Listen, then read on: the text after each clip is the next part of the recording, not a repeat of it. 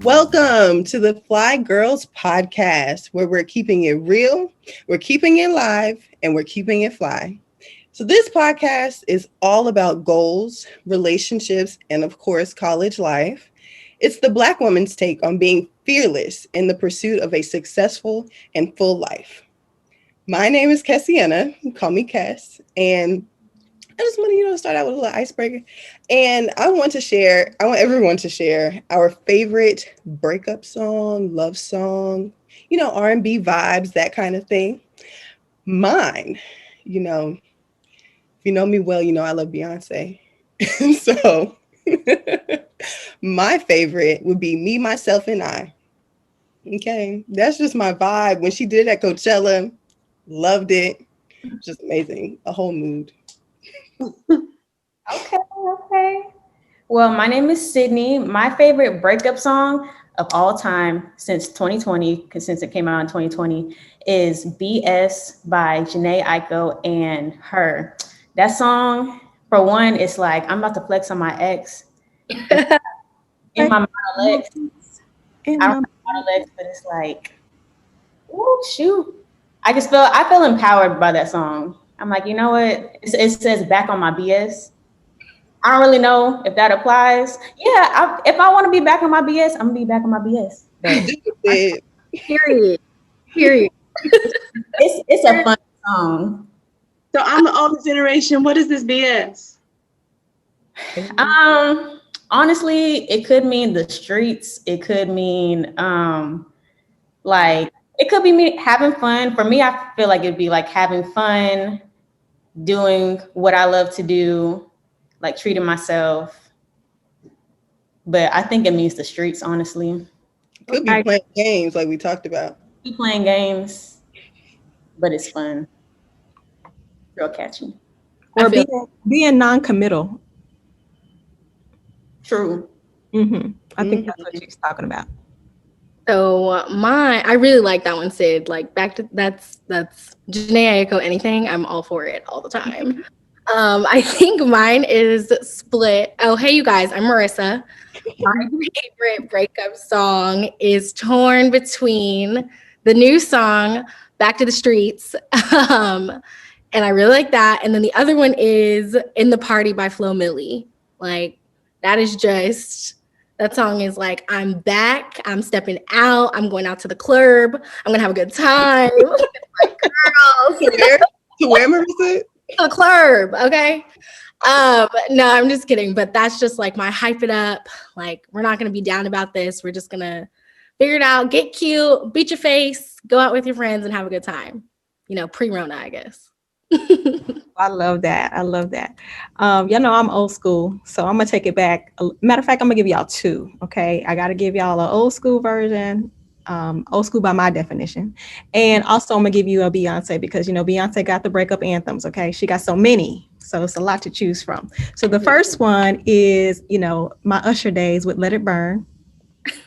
Let It Burn. That's old school. I love that. Yes, but Usher, now Chris Brown is the new Usher, so nobody listens to Usher anymore. And then my Beyonce breakup anthem was Irreplaceable. You must not know about me. You not know about me. Yes, I love that You song. never know that in a minute. Oh. Don't you ever for a second get to thinking You're irreplaceable. Yes, B. Come on. I love that song too. So I'm gonna take it back. My name is Thais, y'all. I remember this horrible breakup I had, and I remember this anthem that I sang, and I won't say I loved it because I cried way too much. Like I had to cut it off. Like this is enough. Toni Braxton's "Unbreak My Heart." Come on. Say you love me again. That just tore me up. I had to turn it off, but I listened to it. You get an ugly cry out of that song. Yeah, you do. So thank you for that icebreaker, Cass. So that leads us right into our topic for today, which is breaking up. But this is part one, y'all. I felt strongly that we need to draw this thing out because there's so many parts to breaking up. There's the leading up to breaking up. There's the actual breakup and how that's done. And then there's the what happens after I break up and closure, right? So we're going to deal with after the breakup and closure next time. Today is leading up to the breakup and the actual breakup. So let's hear what we got to say about this. This is real. I'm sure if you haven't been here in your life yet, you probably will be. So it's good to talk about it and get it all out. What y'all thinking today?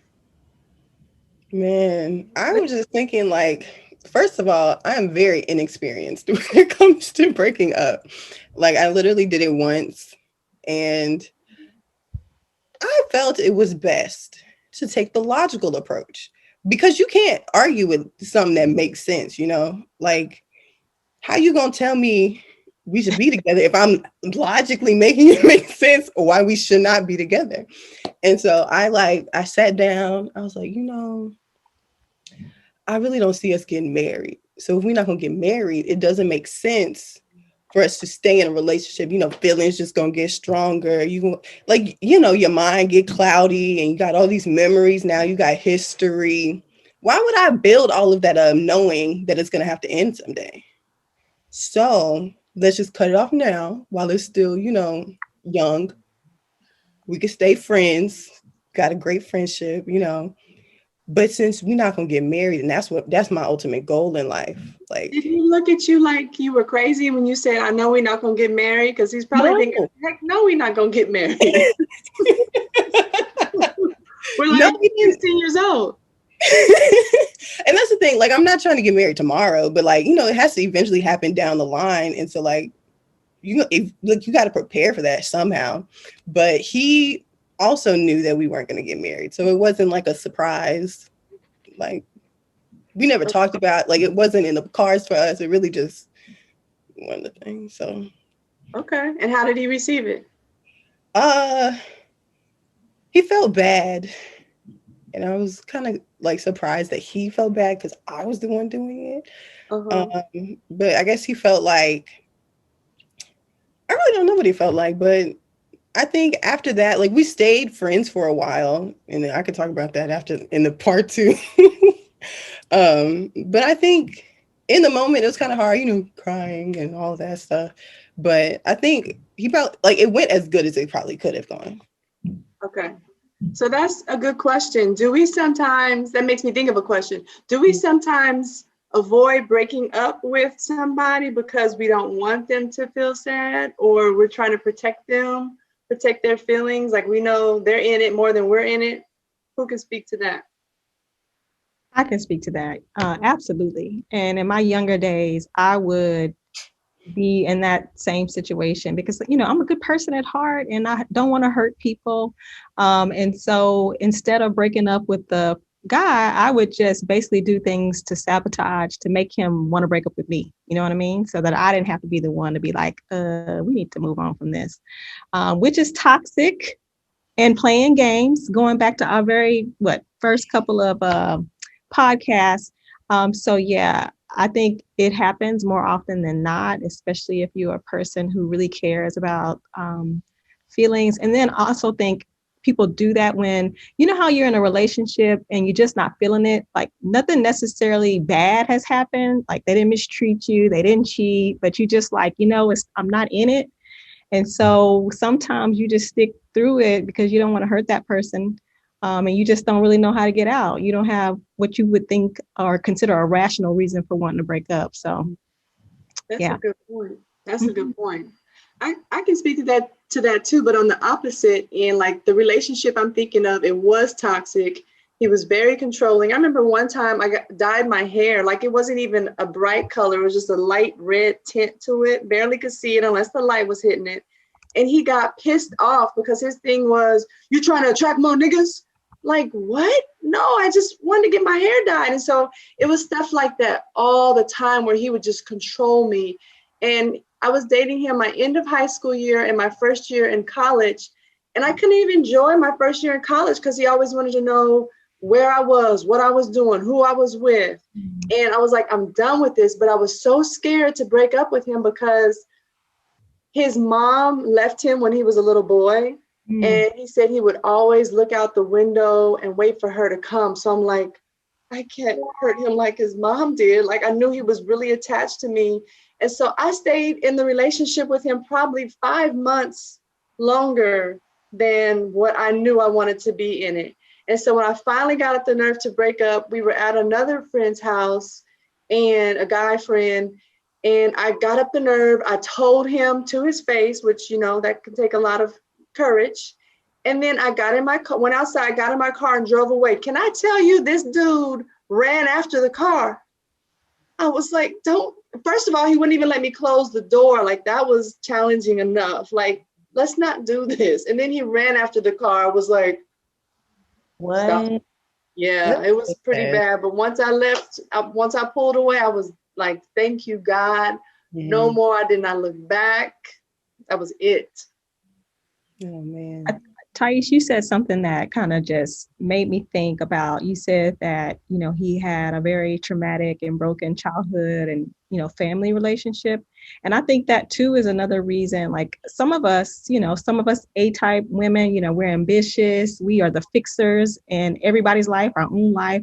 And sometimes we may not know it, but we may see that person as a project, right? So we know it's not going nowhere, but because we in this thing, we like, you know what?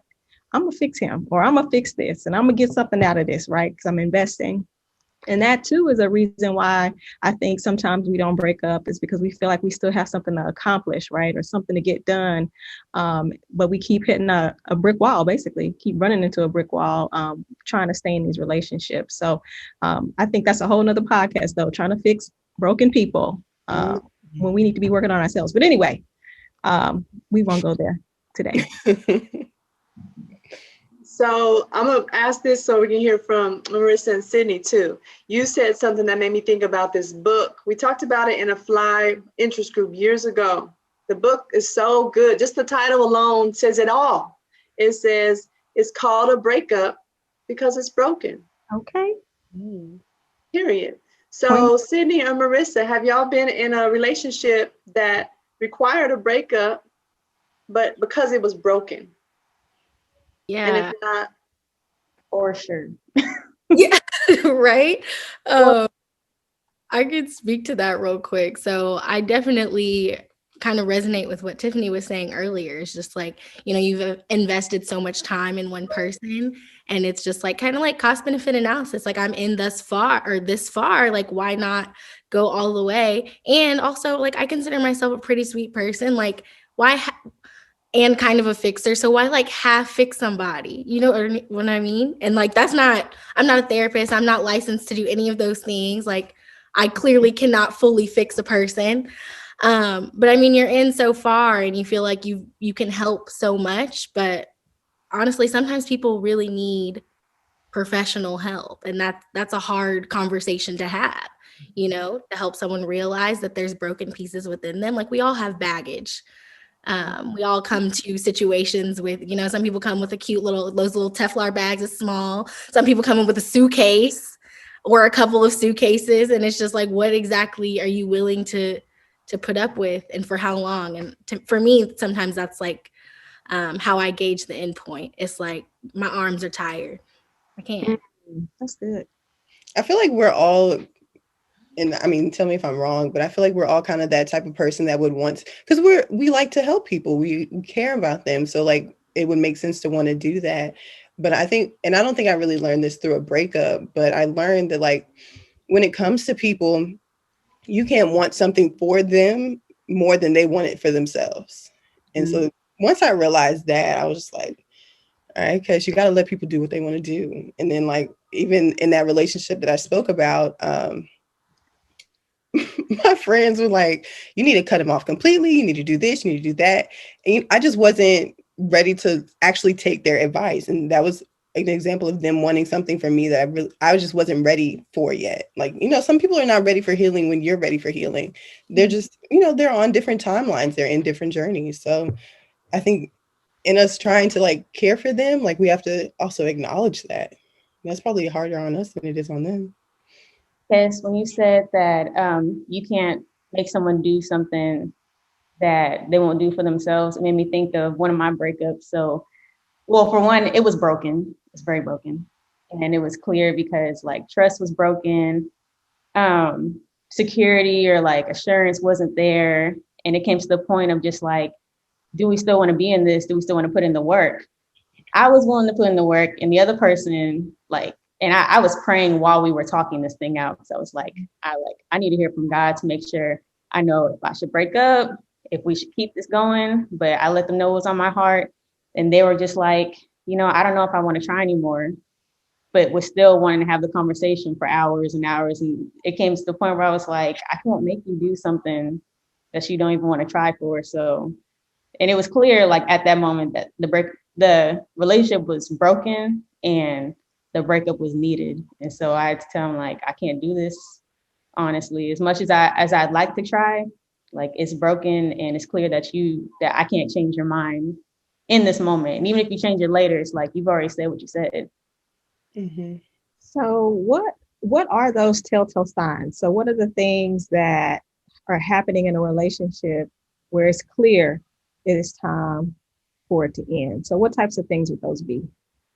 I think misaligned goals, because I mean, like I mentioned before, my goal is always like marriage down the line, in the long run, that's what I'm working towards. And so when I think of like what a marriage is, because I'm not there yet, but like what I think it is, what I think I need before then, all of that kind of stuff. And even I think like when you talk about like wanting to have kids, like how you want to raise them, those things, like you have to have those conversations beforehand. And so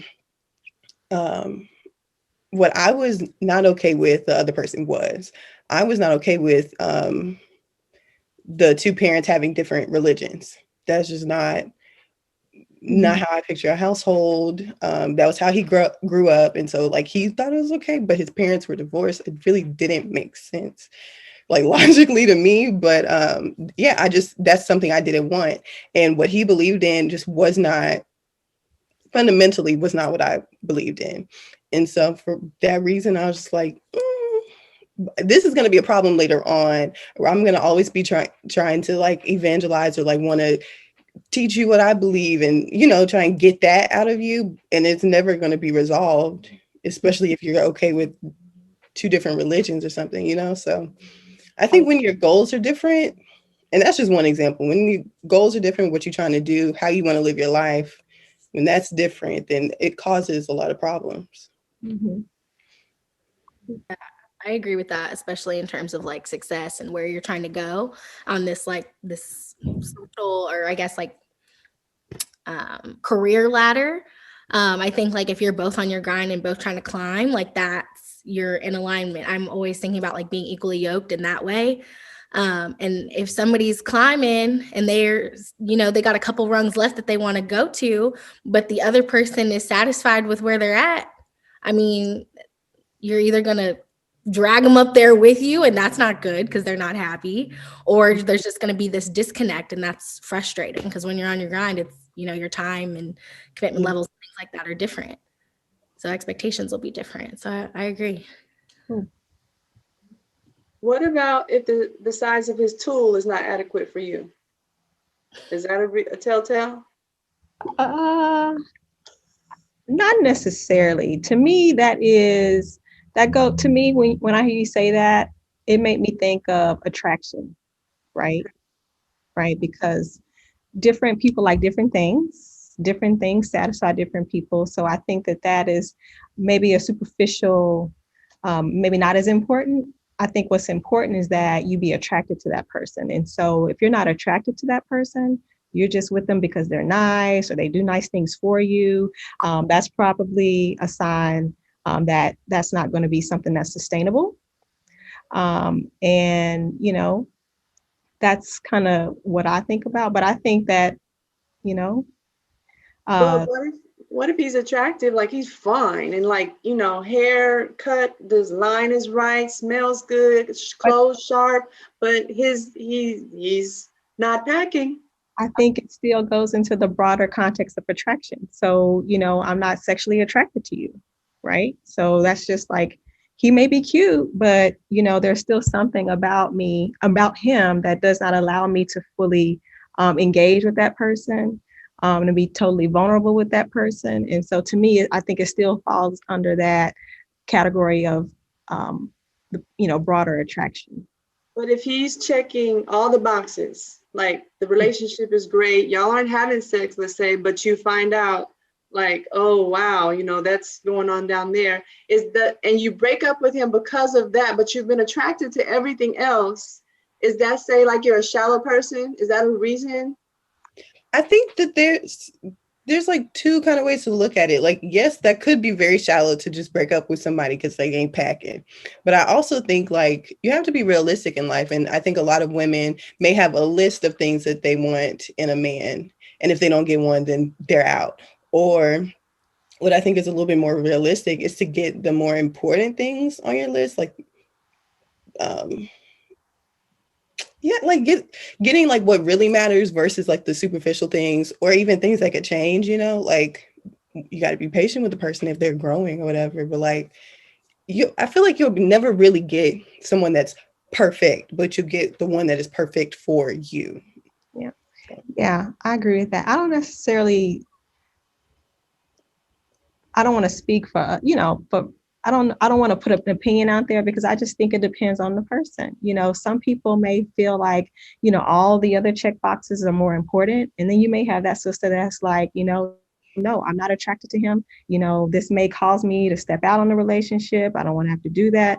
So I just think at the end of the day, it's a very personal decision, and that, you shouldn't be, I wouldn't be judging a sister based on her decision necessarily to leave if that's something she's not into. So I'll close my comment with that. I won't judge you, sis. Have any of y'all ever tried to convince somebody to stay with you, or has anybody ever tried to convince you to stay with them? And if so, what are the pros or cons of that? Can you elaborate on that? Like convince? Like you can tell somebody's about to break up with you, or they did break up with you, and you're like, no, please don't leave me. We're so good together. I promise I'll stop doing that. I'll be better here. I promise. Just come back to me. We'll make it work. Yikes. And you saying that made me think of a couple of friends I have. I feel like I've been, I'm talking a lot, but I mean, I do have both experiences where I've tried to convince somebody to stay and somebody's tried to convince me to stay. And, in full transparency, my husband, we had a interesting start to our relationship. And, we dated for, I don't even know, at that point, probably like 8 years or 7 years, something like that. And we were getting ready to get married. And he felt like we weren't ready, and he wasn't ready, even though we had been dating for 7 or 8 years. And, by this time when he decided to tell me, we had basically planned a wedding. We were like 60 days out. And anybody who deals with contracts and has planned a wedding, if you cancel your wedding within 60 days, you got to pay, regardless, whether you walking down that aisle or not. And so I spent, a long time and a lot of energy trying to convince him that we needed to see this through, that we needed to do it, right? And at the time, I was being selfish. I was not really thinking clearly. And thank God he was, because at the end of the day, we were not ready, and we would have ended up in divorce, right? So hindsight is 2020. And even though it cost us, we paid for a wedding we did not get to have. That time that we took to just sit back, and we actually separated during that time to kind of get ourselves together. And then we came back, we were much better. And, we were married 2 years later.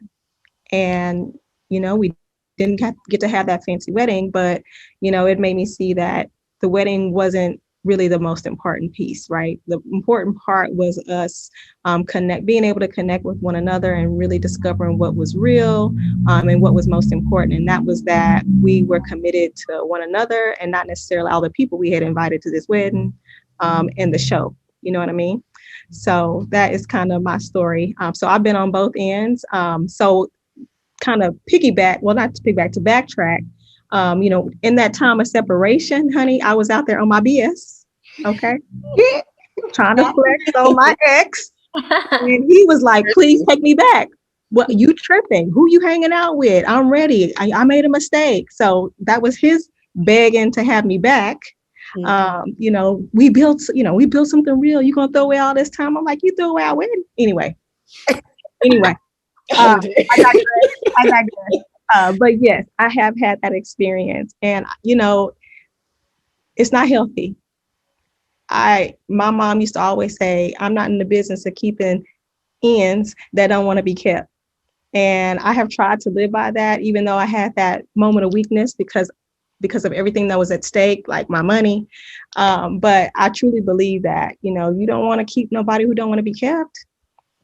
So don't be begging him. My husband just said that. He said, if a dude tell you he don't want to be with you, he don't want to be with you. Believe and you him. need to get up out. And then sometimes ladies, they don't necessarily tell you with their words, right? They more so tell you with their actions. And so this one guy I was with back in college, he was telling me with his actions. It was loud and clear, but I was tone deaf. I didn't want to see it. I didn't want to hear it. And I was just like chasing him around like a little wet puppy, like, where you at now? And I remember one time I was spending the night at his apartment. I woke up and then, sorry, I was going to say the word, the end is gone. Okay, he's gone. And so I knew that this Mexican girl who lived, maybe I shouldn't say her race, I'm sorry, but she was. And she lived in the apartment complex and she was always over there. And so that pissed me off. So I was like, I bet you he's at her apartment. So I went walking around the whole apartment complex looking for him. Like, that's thirsty. He's telling you he doesn't want to be with you. Get in your car and go. But I didn't. So I kept listening. It was like 1:00 in the morning. Finally, I heard some laughter. And sure enough, it was his laugh. I went and knocked on the door. Somebody opened it. And I pushed the door in. And he's sitting up there getting high with her and some other people. He comes out furious, like, basically, why are you following me? Throws me up against the wall, hits me in the nose. And I'm still just like, like, why are you doing this? And I didn't have a car and I was at his apartment. So I didn't even have my stuff. I just went outside the gate. No, actually, that's what it was. He went outside the gate first because he was so mad, got in his car, started it up, and I was chasing after him. It just dawns on me, just like the other dude was chasing after me. I was trying to get in his car. Where are you going? He slammed the door, drove off. I'm locked outside of his apartment complex in the middle of the hood at 2 a.m. in the morning. And I was devastated. I had to call my dad on the payphone and to pick me up. But all the signs were there. And I was trying to convince him. And so sometimes, ladies, it could be where he's telling you with his words. And those are bold and straightforward guys. Appreciate that and say, thank you. Okay, I will leave. And then there's those who do it with their actions. Listen to the actions as well. And you can't hear them actions loud and clear if you laying up with him. I tell that to pretty much all the one-on-one conversations that I have about breakups with the young ladies that I mentor and talk to, is I tell them that it's real hard to see those red flags and those actions when you are engaged in a sexual relationship. That's why it's important to try to abstain as much as you can, as long as you can, because once you are intimate and you know him like that, it's hard to see, and then it's hard to justify leaving, right? Because you're attached. And so I just wanted to put that in there that, that's the reason behind making sure you take your time and not jump into a sexual relationship, because it makes it hard to see, all those things that Thais just mentioned. That was the same guy, y'all. I told you the story that the time when I went looking for him in his dorm. This was the dorm year. So remember, when you go to college, you're usually in the dorm first and in the apartment second. So the apartment was the end of our relationship. The dorm, the year earlier, he was supposed to be in his room. He wasn't. I go knocking on all the doors looking for him. Finally, somebody says, oh, he's in room 356. I go knock on 356. It's homegirl's room on the track team, who was making me feel some sort of way every time I saw her in the first place. He's in her room at midnight.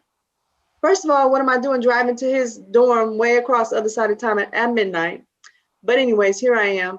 And so instead of him coming out and we go into his dorm room, he invites me in. And where do we all sleep? The two of them sleep in her twin bed, and I slept on the floor next to the bed. Ooh, that just make me mad, Thais. I could have been your friend. We'd have been fighting. Get your up from that floor and bring you to this house. What are you doing? What are you doing? That's the type That's of friend you gotta have you a squad, a good set of friends, because a good friend would have been like, I'm not gonna even let you do this to yourself. I done been drugged a many times by my friends out of some situations that I'm just so grateful, Lord.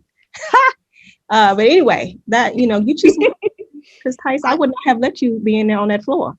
Thank you. But I didn't call a friend. I was doing this on my own. And that just goes to show you where my insecurity was, in the trash can, in the toilet, on the floor. I slept on the floor like a little dog. Every time I tell that story, it gets to me like, that's where I was, But that's one of those telltales. Like, if he was that bold enough to stay in the bed with her and allow his own girlfriend to sleep on another girl's floor, it's time to get up out. But I didn't. Like I said, a year later is when the apartment thing happened. I'm that nosy friend. I'd be like, what you doing? Where you at? That's me. I'm the nosy friend. I really am. So look at that location. But you a nosy friend that's calling you and getting on your nerves. Okay. Because those friends, they just have a different perspective that you don't have because you're in it, and they can see some things that you don't see, and even like literally seeing what you don't see. Maybe it's on social media. They've hidden you from their story, but they ain't hide all your friends. They could watch out for, make sure you're not at the club while they acting a fool, but they can't do that for all your friends, So like, have you a team, okay? And be ready. And don't be mad. She ain't hating on you. She protected you. She ain't blocking. That's a whole nother podcast, though. Oh no, let's not do this. Okay. Because you can tell your friends, but people listen when they're ready to listen. And I know, girl. That's maybe when we move on from relationships, when we get into when we move on from romantic relationships, we can get to these friendships and sisterships. That's gonna be a good conversation. Yes. I got my mind's running. So y'all, we all talked about the telltale things, right? When it's time to break up. So when it's actually time to break up, my question is, are you bold and brave and you go to the person, or do you avoid the person and dodge the situation? Or do you text the person? What is the best, most appropriate way to break up with someone, and what is the worst way you can do it? Because that's what we want these ladies to go home with. The worst is text. Do not. Oh yeah, please don't do that. Horrible. Don't do that. Honestly, because I feel like if you want to be intentional with someone, you need to tell them like face to face, or like phone call at the very least if y'all are like, but that's if y'all are like far away or something. But like the text, if I get a text, I'm gonna feel so disrespected, and I'm gonna be hot. Like, just tell me this. Okay, so not a text. What else? I was watching the Drew Barrymore show this week as I was getting my hair braided, and they show, I know, right? You watch all these things that you don't usually watch, and they had a Zoom breakup. Like, they had a clip of a Zoom breakup. I said, oh my gosh, if this is not the most quarantine thing I've ever seen. But it was interesting. I don't think I would want a Zoom breakup. I think I would want anything that's not in person. I don't think I would be okay with. But I think you also have to just take into consideration like what kind of situation were y'all in? Was it like a serious relationship where y'all were dating intentionally? Were y'all just kind of playing around where I guess a phone call would suffice? But no Zoom, no text. Definitely not Instagram. Don't do anything like Oh that. Lord. Mm-mm. Change your relationship status on Facebook. The dis- That's a no. No. And then tag the person. I'm just playing. We're petty. That just start deleting their pictures off of Instagram where it's like, oh, we know they're not together because they don't have any pictures together anymore. Like that's let's be adults, you know. I think a good rule of thumb for breakups is just to, try to put yourself on the other side. If I were the one being broken up with, how would I want to be treated and how would I want to be told? And basically use that to guide how you treat other people, you know? So that's just my 2 cents. And be clear. None of that maybe. I think. I don't know. Nah, you gotta be straight up. That's Like, it. it's over. The test is not playing.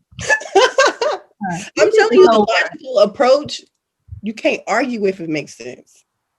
Girl, Yeah, and be firm. Like if you know you want to do it, like maybe practice it ahead of time, practice it with a friend, and be firm. Don't let that person change your mind if you know this is what needs to happen. And on the flip side of that, don't not break up with someone because you don't want to be lonely. You're scared of loneliness and you're trying to already have the next boo lined up. Like, hold on, let me get my boo lined up so I can just merge into the next one. It's okay to have some days off, some months off, a year off. It's okay. Like it really is. So don't let that keep you from making it happen. And one thing before we close, y'all, because sometimes you break up and then you backtrack, right? You get the moments of weakness where you miss that person, or what we gotta say on that. What's the policy on that? Are we going back, or are we moving forward? That's part two. Oh, my bad. Okay, I didn't jump in. And with that, ladies, we are done for today. This was a wonderful conversation. I could talk about this all day, as y'all could tell. And I'm excited for part two. So I hope everybody will tune in, and I hope all the hosts will show up and be a part of the conversation. Okay, so clear your calendars now because we got a lot to talk about. All right. For this edition of a podcast, you all know we always do a highlight. And so this week, we have a highlight that's a little bit of a fun fact about one of our co-hosts. Hey. Y'all come in close. Did y'all know that Sydney, our co-host right there, can sing and she got music out? What? She got music out and she didn't tell us? Dropping music. A new single. Dropping music. What? Music. I did. Okay, so Sid, I was doing some investigating when I heard that this music dropped, and I noticed that you have a presence on Instagram called Chords with Sid. Is that right? That is correct. Okay. Well, tell us and the people a little bit about Chords with Sid. What can we find there? What can we expect? Well, Chords with Sid was created because Sid wanted to learn how to play piano. Sid didn't know how to play piano. And so we started the journey. And so with Chords with Sid, you will see a progression of learning how to play keys. I'll be singing as well, singing some popular songs. It could be R&B, it can be gospel. I might put in a little country. It can be. I'm just trying to learn how to play piano. I like that. Versatile, huh? Country. We want to learn it all. We want to be just great with it. So if you would like to see my progress, join my journey, you can go at Instagram at Chords with Sid. And I hope you guys enjoy my chords. Go follow you right now. Yes. And then in addition to Chords with Sid, we hear that you're featured on a new project. Tell us about this project. I heard it's called Love First. Is that right? Yes. Okay. So we got a treat for y'all today. Not right now, but when we close out today, we're going to hear a little bit, just a little tease of Love First. And we want y'all to go out and support her co-artist, this young man, and Sid. Y'all need to download, buy the music. Sid, is there anything else you'd like to say about the project? Shout out to Pete Bobo, that's his name. He put me on the project. We wrote and like did it all within 3 hours, which is the fastest I've ever done in my life. Wow. Oh, I was like, this is like, it really gave me a lot of encouragement. So shout out to him and the beginning of music that I'll be creating.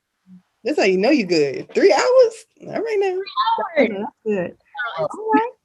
I'm So- like day one Sid fan, day one Chords with Sid fan right here. Oh, I do love getting those notifications that Sid is on live right now. Thanks, y'all. You're welcome. All right, Cass. I think I'm closing out the challenge. I mean, I'm sorry, not Cass. Marissa, we're going to the challenge. Yeah, so you guys, please go support Sid. Like, literally love the music. You will not be disappointed. I keep it on repeat, for real. But I'm gonna give y'all the challenge for this week. And so, ladies, honestly, we're not here to play with these little boys. Let's date intentionally. When it's ready to be over, we know, we need to grow. We need to learn when it's time to be over. So I'm challenging you guys to listen and look out for these actions. Like, they can be loud and clear, and sometimes we choose not to look out for it. So please keep your eyes open, eyes peeled, ears open, and don't hang on just for the sake of hanging on. Yes, pay attention to those red flags, okay? 'Cause they'll tell you something. But that's all we have for today. If you have any thoughts, any comments, questions, maybe you want us to answer something for you, just hit us up wherever you could find us on social media or email. Email us at FLI at UT, not UT, child, at utexas.edu. And don't forget the challenge. This is real. Pay attention to your life. Pay attention to how these men are moving in your life. So with that, ready, set, go get it. Oh, and let's listen to Sid's single. Right. Love is patient. Love is kind. It always protects, always hopes. Love never fails. Sing to him, Sid. Love, I know you hear my melody. This love is in our destiny. Trust, yeah, something that you have in me is rare to see. And I'm blessed to say I'm yours. I know it's in this master plan. Never let me fall. Baby, you're my Superman. Pray for you so long. Came into my life and my love is strong. 'Cause I've been waiting for so long for a love like this, baby, you know.